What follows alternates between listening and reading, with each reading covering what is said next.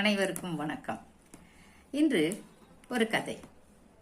அதான் பீர்பாலும் அக்பரும். அவருடைய அவையில் நிறைய புலவர்கள் இருந்தார்கள். ஆனால் அவர்களுக்கெல்லாம் என்ன அப்படின்னா, பீர்பால் எங்கேருந்தோ வந்து ஒட்டி கொண்டு இப்படி அக்பரோட நற்பெயரை சம்பாதித்து விட்டு அவரோட இருக்கிறாரே, இவரை எப்படியாவது மட்டம் தட்டணும் அப்படின்னு யோஜனை பண்ணி நேராக போய் அந்த அரண்மனையில் இருந்த புலவர்கள் எல்லாம், நீங்கள் பெரிய அறிவாளின்னு நினச்சிட்டு இருக்கீங்கன்னு பீர்பாலை, ஆனால் அவரை விட அறிவாளி எல்லாம் நாட்டில் இருக்காங்க, உங்களுக்கு தெரியலை அப்படின்னு சொன்னேன். அப்படியா? அப்போ அவருக்கு நீங்கள் டெஸ்ட் வைங்க, உங்கள் டெஸ்ட்டில் அவர் ஜெயிச்சிட்டாருன்னா நீங்கள் ஒத்துக்குங்க அறிவாளின்னு அப்படின்னு அக்பர் சொன்னார். சரி, நாளைக்கு சபையை கூட்டுங்க, நாங்கள் எல்லாரும் வரோம் அப்படின்னு சொல்லி புலவர்கள்லாம் மொத்தமாக சேர்ந்து வந்தாங்க. அவங்க என்ன பண்ணாங்க, அவங்களோட நண்பர் போல இன்னொருத்தரை கூட்டின்னு வந்தாங்க. இவர் தான் கேள்வி கேட்க போறாரு அப்படின்னு சொல்லி அந்த நண்பர் அமைச்சரவையில் எல்லாரும் உட்கார்ந்த அப்புறமா பீர்பாலை கூப்பிட்டு, உங்கள்கிட்ட இப்போ 3 கேள்விகள் இந்த புலவர் கேட்பார், அதுக்கு நீங்க பதில் சொன்னீங்கன்னாக்க இதுல யார் அறிவாளி, சிறந்த அறிவாளின்னு தெரிஞ்சிரும்னார். உடனே அக்பர் சொன்னதுக்கு பீர்பால் சரி சரி அப்படின்னார்.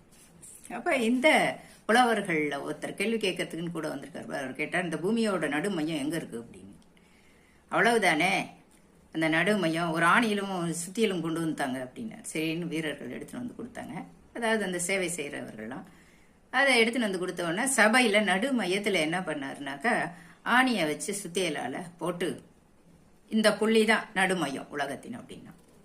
இவர் பொய் சொல்றாரு, அது எப்படி உலகத்தின் நடுமையம் இதுவா இருக்கும் அப்படின்னாரு. அப்படின்ன உடனே பீர்பால் சொன்னார், அரசைய பூமியோட நடுமையத்தை யாருமே காட்ட முடியாது அப்படின்னு சொன்னோன்னு உடனே அக்பர் சொன்னார், சரிப்பா, இந்த கேள்வியோட அடுத்த கேள்வி கேளு அப்படின்னாரு. அதுக்கு உடனே அடுத்த கேள்வியை கேட்டார் இவர், இந்த வானில் எத்தனை நட்சத்திரங்கள் இருக்கு சொல்லுப்பா அப்படின்னு. அவ்வளவுதானே, சொன்னா போச்சு அப்படின்னு. நான் ஒரு செம்மறி ஆடு வளர்க்குறேன், அந்த ஆடை இங்க கூட்டுன்னு வரேன், அதோட உடம்புல எத்தனை ரோமங்கள் இருக்கோ அத்தனை நட்சத்திரங்கள் வானத்துல இருக்குன்னு சொன்னார். இதை கேட்ட உடனே எல்லாரும் ஒரே இந்த கேள்வி கேட்ட புலவரும் மற்ற புலவர்களுக்கும் ஒண்ணுமே திகைச்சு போனாங்க, பதில் சொல்ல முடியல.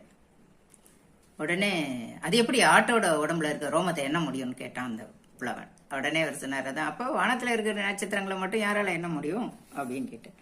சரி, அது போகட்டும், 3வது கேள்விக்கு பதில், இந்த உலகத்துல மக்கள் தொகை ஆண் எவ்வளவு பெண் எவ்வளவு?